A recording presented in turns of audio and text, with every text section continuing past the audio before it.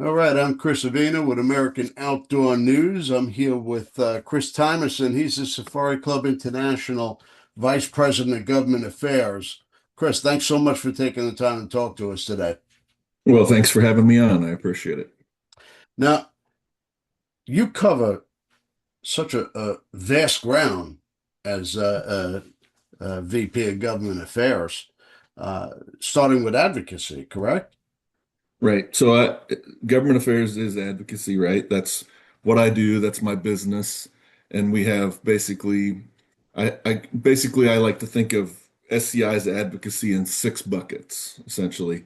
I've Yeah. got federal affairs, state affairs, international advocacy. We've got Hunter Information Service, which is Barbara Crown helps our members and she identifies issues that our members bring, and then she brings those to our advocacy team. Got a guide and outfitter liaison that we supervise. He does works with guide and outfitter associations all around the world. Uh, And then I've got legal. So we have a litigation team, and so we naturally. pack a big punch. So, what is SCI doing for hunters and outdoorsmen as we speak?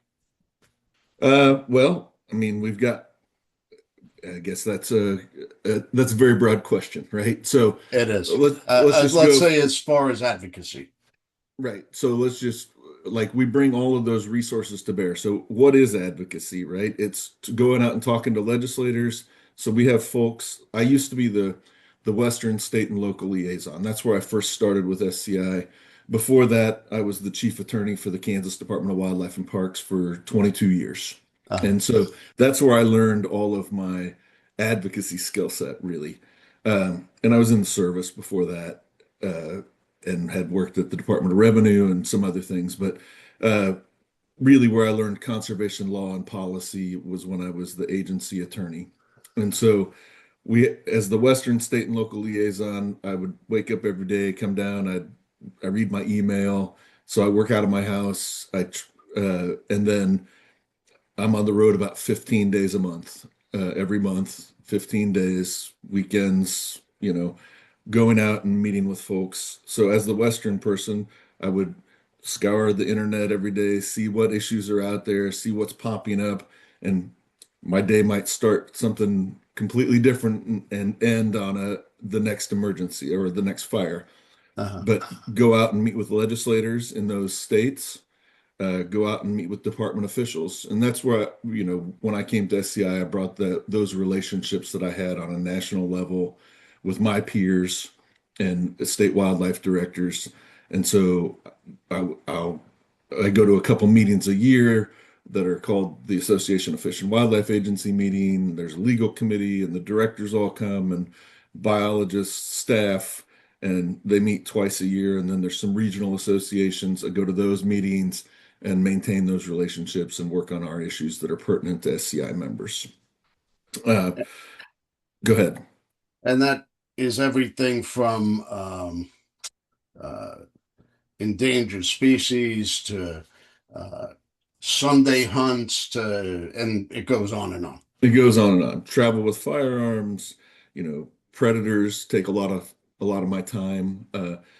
On the federal level, we talked about endangered species. There's trophy import bans. There's like all sorts of things that we work on every day. Access for hunters. Yep. When we think about access is physical, and there's other ways to restrict access, like ammunition. Like if you said you could only have non-lead ammunition in rifles, Yep. that's a way to restrict access. Or it's not just the limited draw permits or changing where you can hunt or the Yeah. types of weapons that you can hunt. So there's lots of different things that we work on a daily basis. It's actually a little mind-blowing to think And then about what SCI does, right? there's the hunting on, say, state or federal land. There's a big difference between preservation versus conservation. Right. Conservation for sure is sustainable use. SCI stands for the freedom to hunt for all hunters. Doesn't matter what you hunt, where you hunt, how you hunt. We represent all hunters. And then sustainable use conservation. We believe in wise use of our natural resources, not preservation.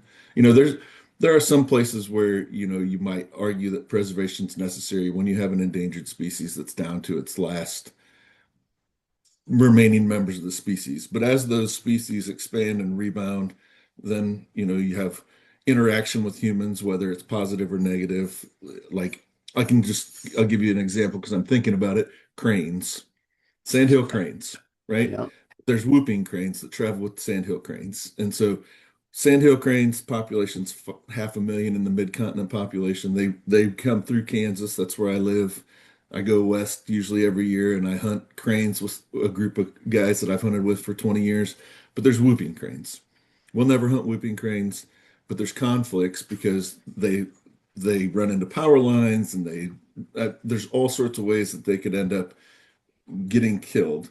Hunting is not one of them, but Yeah. it's an impact on hunters because then if you have whoopers, you have to shut down your hunting, you know, stuff like that. Or as grizzly bears, the population expands. You know, once they were Yeah. few, now they're many, and they're recovered in the greater Yellowstone ecosystem.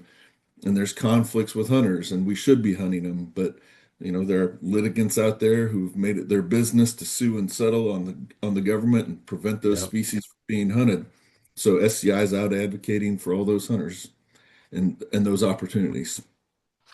Well, how has taking a giant step back here, how has the government shutdown affected outdoorsmen and hunters? Sure. You know, SCI has advocated for a clean continuing resolution. There seems to be one moving today. Actually, I think the House is going to vote on it. Yes. We thought that was the best path forward. It's a basically an extension through January 30th.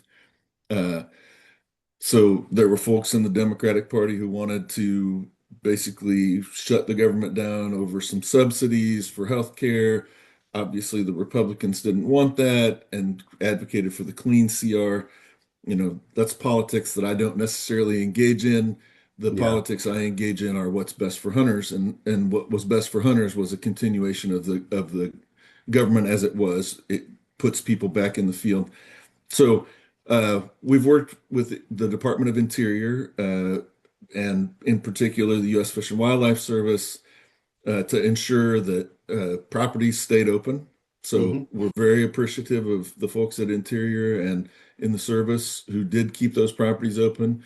We had a couple of instances where we heard from some hunters about like there was a hunt of a lifetime type deal and they weren't going to open up the property for this individual young child who's terminally ill and because they didn't have coverage and we reached out to Interior and they opened that property up. So the folks at Interior have been very accommodating.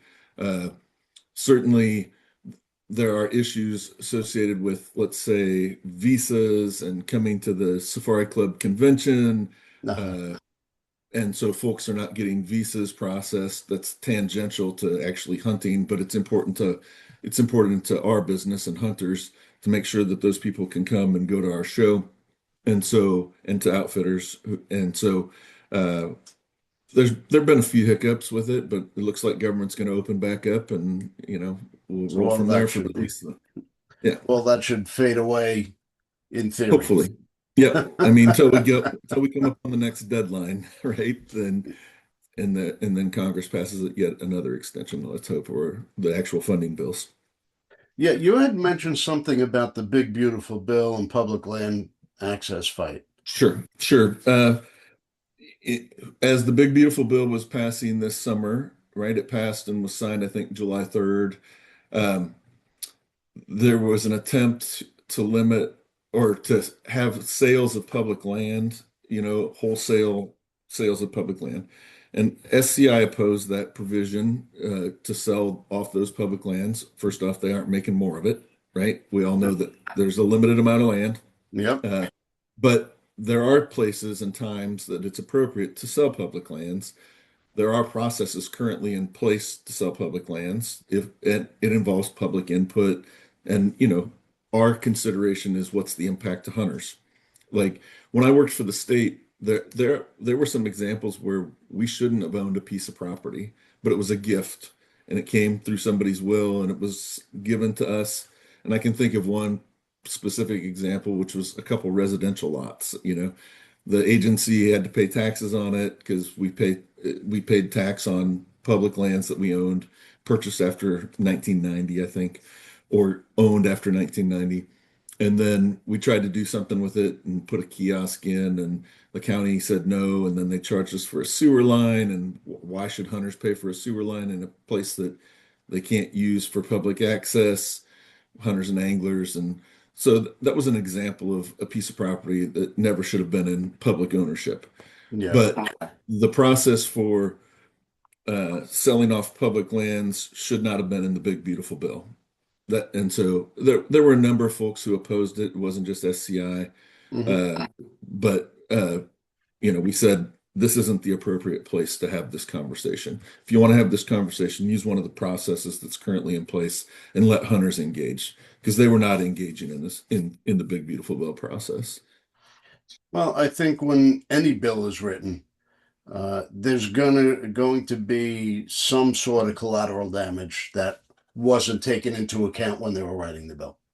Right, And right. and that's where you come in fighting to make amendments within that bill.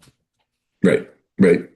We do engage in that process, and we use a thing called we call it a hack. It's a Hunter Advocacy Action Center, and we'll send out alerts to folks and ask them to grassroots send in their comments on bills or on regulations. We can target it to a specific state, or we can Hmm. target it to like a committee. But that's how we get our grassroots support to those legislators.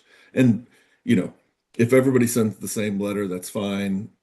That just lets those legislators know, hey, we got 1,000 members or 10,000 members or 50,000 members who are interested in this issue, right? Yeah. I would prefer that they customize it a little bit so it just doesn't look like a form letter. But what I'm more interested in is making sure that our members reach out and touch those members of Congress or those members of state legislator.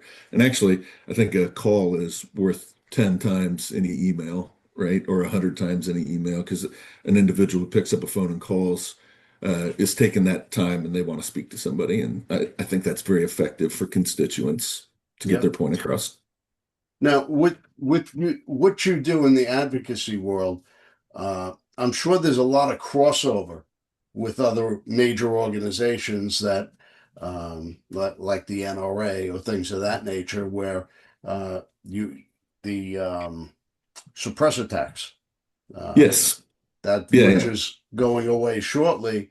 Um, did you jointly fight that with the NRA or Second Amendment Foundation, one of those Sure. organizations? Uh, NRA is a great partner. In fact, I got a text from John Comerford last night. He's a good friend of mine. He used to actually work in Kansas, and he leads their legislative efforts and their advocacy efforts. And yes, we worked on that issue. Certainly, we have a lot of members who. Well, okay, let's put it this way. Second Amendment stuff is not necessarily right in my wheelhouse, but it is because yeah, if it impacts hunters. And I'll give you a good example. And you see this cookie cutter language in the states. Uh, and it's no center fire long guns for 18 to 21-year-olds. And what does yeah, that mean? That means they're targeting black guns, they're targeting AR platforms. And so, how does that impact hunters? Well, hunters use those guns, number one. yeah, And number two, uh, it they're not just targeting those AR platforms, they're hitting shotguns. So, like an 18-year-old kid who wants to buy a shotgun to go duck hunt isn't going to be able to buy a long gun because it's a center fire. And yeah, so we fight those issues every day in the States.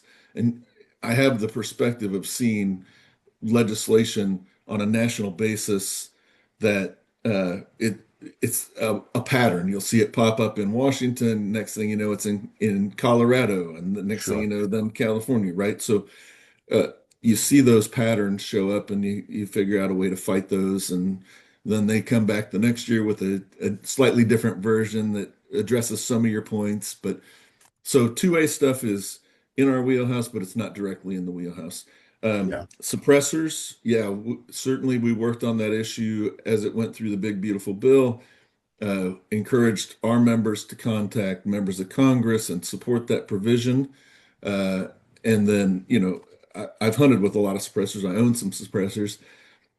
They're very valuable and mostly for my own hearing. Having been in the infantry in the army and Yeah. not used earplugs in war, I know, or sometimes in live fire training, I know the damage that can be caused from not wearing proper ear protection. But with a suppressor, it helps reduce that noise level down, Yeah. helps protect the shooter. Tinnitus and beyond. Oh, yeah, my ears ring every day. That's just the way it is for me. Yeah. And I would imagine most hunters probably have it as well. Right, right. So anyway, January 1st, that suppressor tax goes away. There are some companies out there like Silencer Central waiving the tax right now. I anticipate January 1, there's going to be a lot of people who that to in order they're waiting to save that $200. And so there's going to be a lot of purchases come January 1. So if you can find a company that's willing to waive the $200 tax stamp or pay for it themselves, that's how they're doing it. Essentially, they're paying for that tax stamp themselves. And I would encourage folks to go ahead and go on. I will say also the ATF, has reduced wait times on suppressors significantly by process improvement. I think the first one I waited for 14 months, and then it was 8 months, and then it was 4 months, and then it was 2 weeks. Like Yeah. in like it's down to a quick turnaround. And so I guess I would encourage folks to go ahead and find a company and do that before January 1. Well, Avoid that glut yeah. of people. Now, I know you started to discuss a couple minutes ago about um, predators and different animals that you're fighting for the advocacy, and just Florida bear hunt is something that just jumps out at you. Uh, Right? it's a So, first in God knows how long, and long overdue. right. So in Florida, I think there are 300 bears killed annually just in vehicle strikes. And they've got the largest population of bears uh, in the US that doesn't have a hunting season. Yeah, So that should tell you something.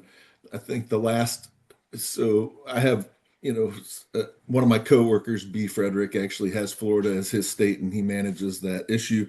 But that's an example of where SCI brings a lot of its assets to bear.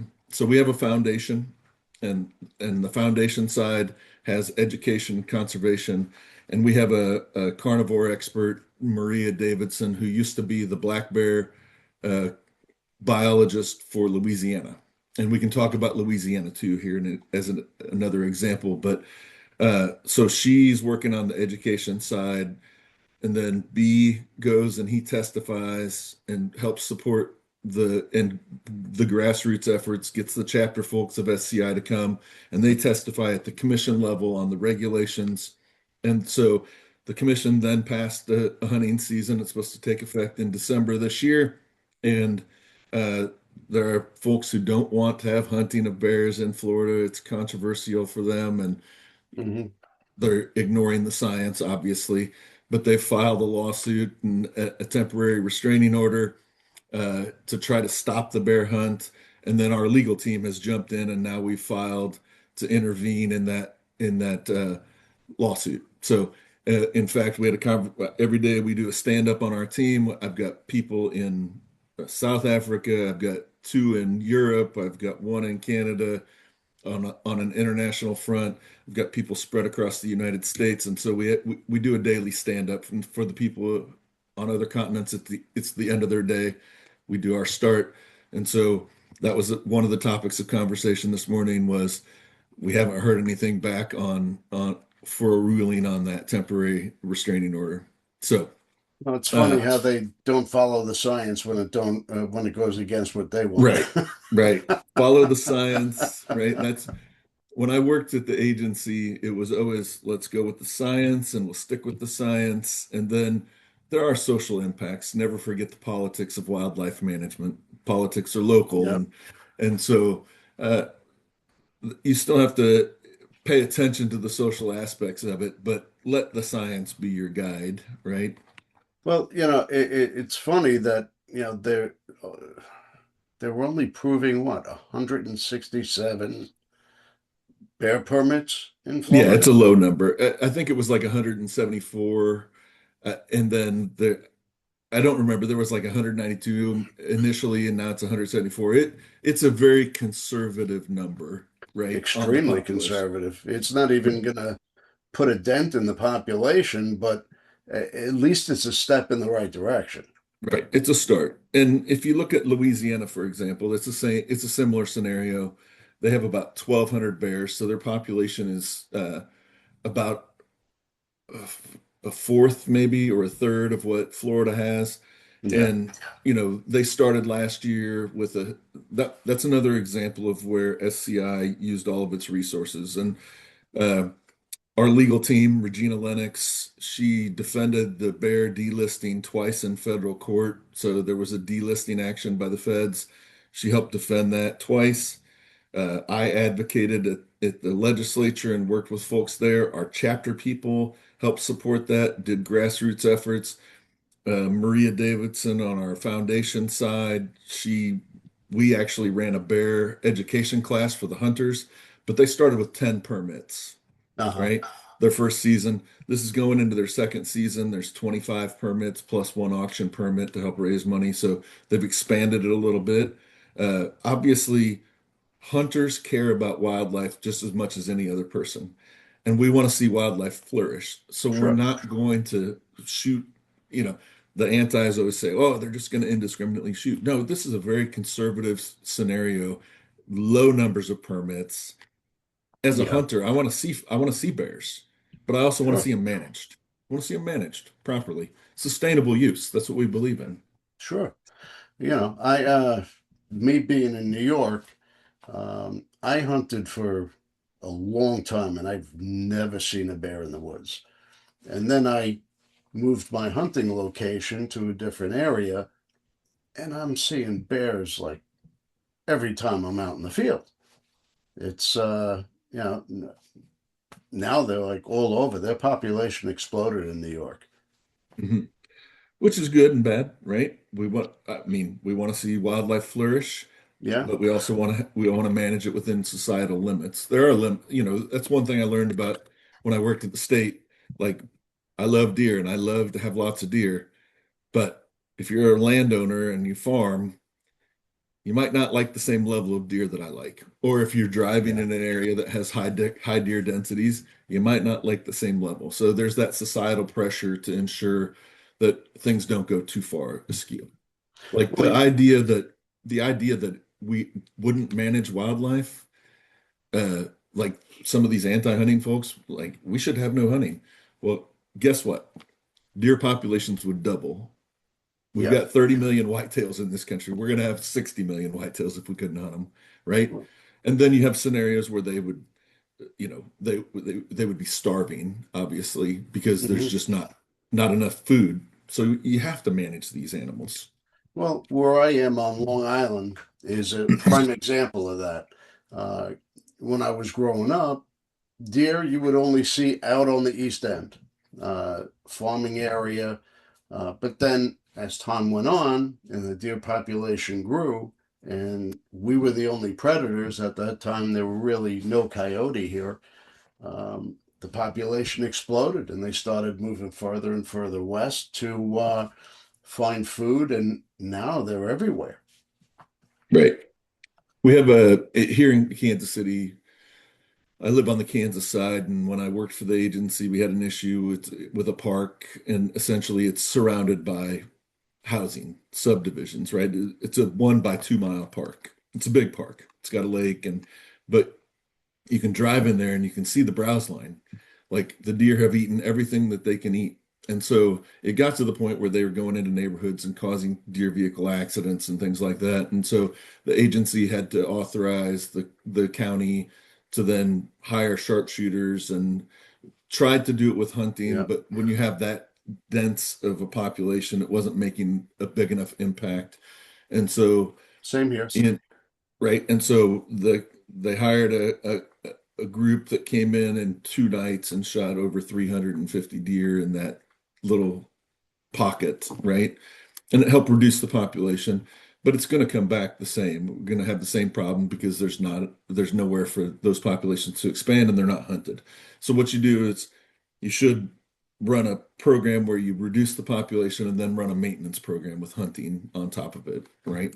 Yeah. Well, they extended our season here on Long Island through January.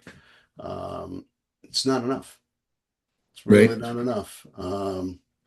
You know, the population has just exploded, and there's way too many. And even, we have people that are taking 10, 15 deer a year. It's still not enough. That's a lot of deer for one person, for It sure. is. Well, a lot of it Right. gets donated to food banks and the like. So Right. they're performing a service and calling the herd at the same time. Well, you know, back on the predators, so SCI does a fair amount of carnivore predator management, right? Hmm.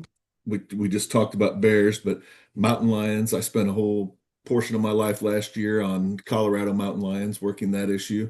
There was a ballot measure to ban hunting and trapping of mountain lions Yes. and bobcats and lynx. And lynx was a red herring, but because they're federally protected, so you can't do those things anyway with a lynx. But you put it on the ballot, and it makes people feel Throw it fuzzy. in and Right. throws a little more legitimacy on their end.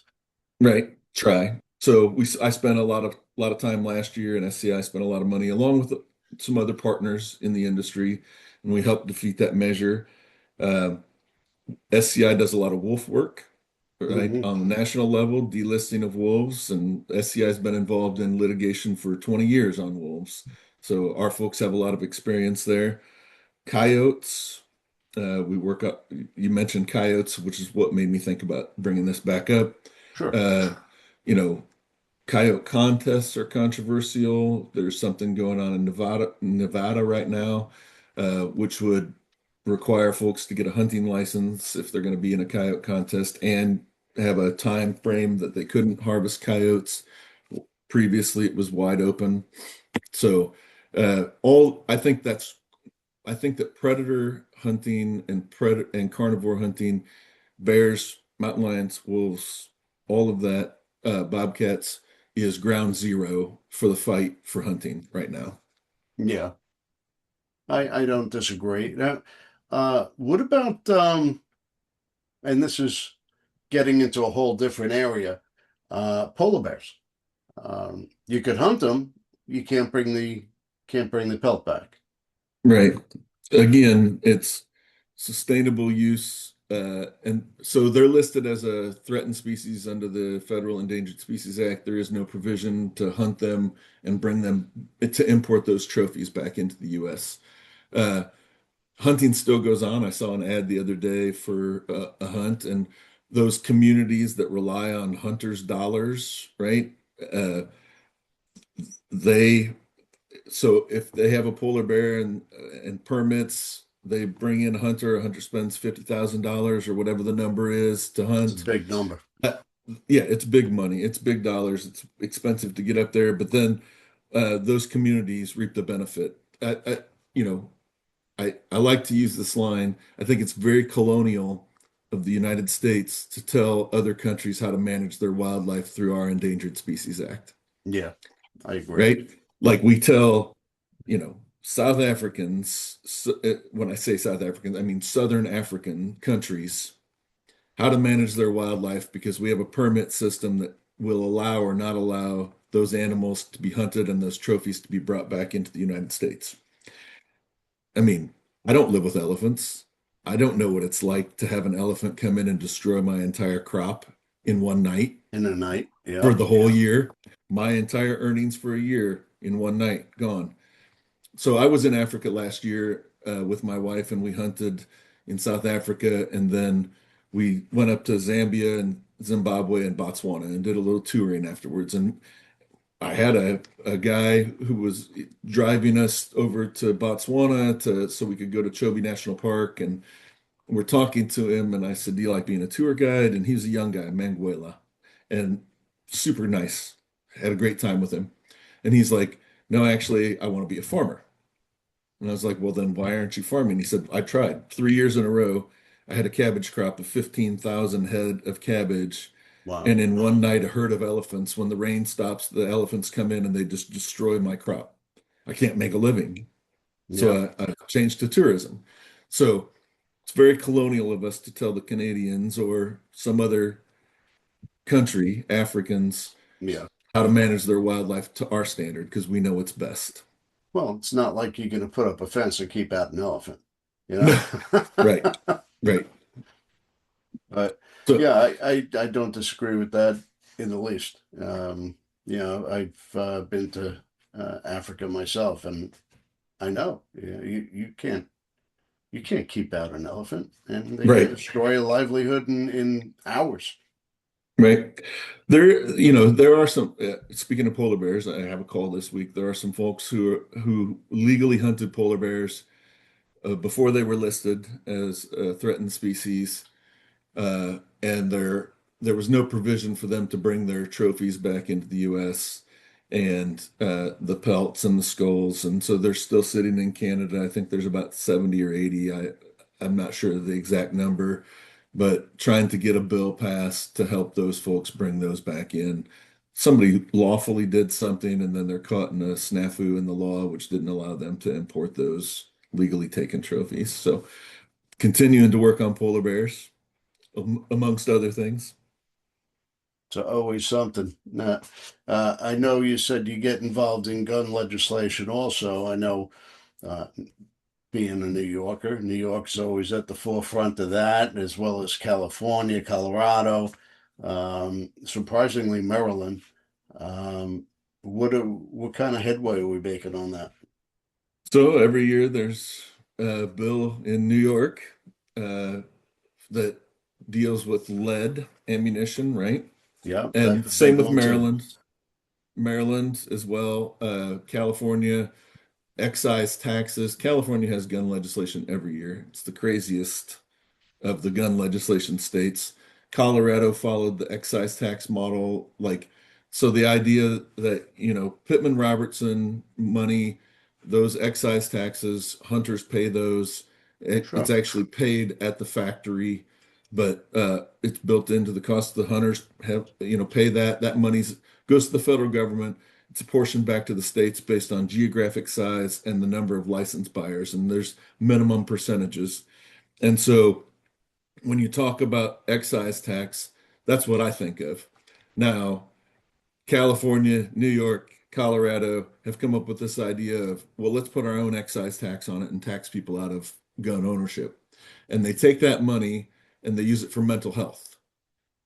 That's what the money is directed for. Our money that goes back to the states goes to those hunting agencies, and they purchase land or they manage wildlife or Conservation conserve efforts. wildlife, right? There's like all sorts of things that money does, but it's funding conservation, not mental health issues. And Sure. I guess my response is, if you want to fund mental health issues, everybody should be paying for that, right? Yeah. It should be a general tax, not just a tax on hunters. But they say it's for gun violence also, to prevent gun violence. That's another one. Like, You know well, what? again, hunters are not the ones committing gun violence. Those are illegal people doing bad things already. There's So, enough gun laws on the books. Another one isn't going to make a difference. no, it's not. Uh, it's about imposing what you have. The ammunition bans, uh, that's lead versus steel shot or things of that nature. It's just making it more expensive for a hunter to buy ammo. Right, right. I mean, there's all sorts of gimmicks to try to, and you can say what you want to say, they say what they want to say, but the reality is they just want to tax guns out of existence. I don't think they'd feel the same way if we started taxing their right to vote, things like that, a Yeah, constitutional right, you know. So we'll see where this goes. There's some litigation that's going on now on those excise tax issues. And we get a few wins here and there. You had also mentioned there's a few things going on. What you call it, ballot box biology, Right, uh, ballot box biology, that's for sure. uh, So, in in Oregon and Colorado.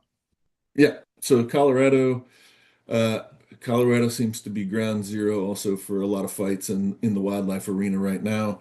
IP 98, it's an alternative wildlife commission. So there are people who don't like the current wildlife commission, and so they're going to come up with their alternative wildlife commission that basically is a preservation commission rather than hunting. And so that's Uh-huh. out there. They're trying to gather signatures for that. We talked about the ballot box issue with mountain lions that I worked on last year, and then Oregon IP3. So you have some of these Western states that have very liberal rules when it comes to these ballot initiatives and getting them on the ballot.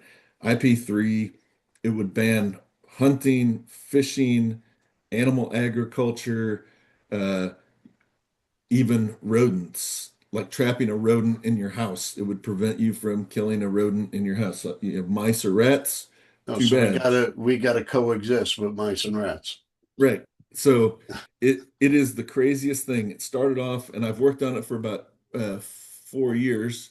Uh, I came in, did some legal work on it for SCI, and then it's continued to come back in different forms because they can't get the total amount of signatures necessary to get it on the ballot, which is like 124,000.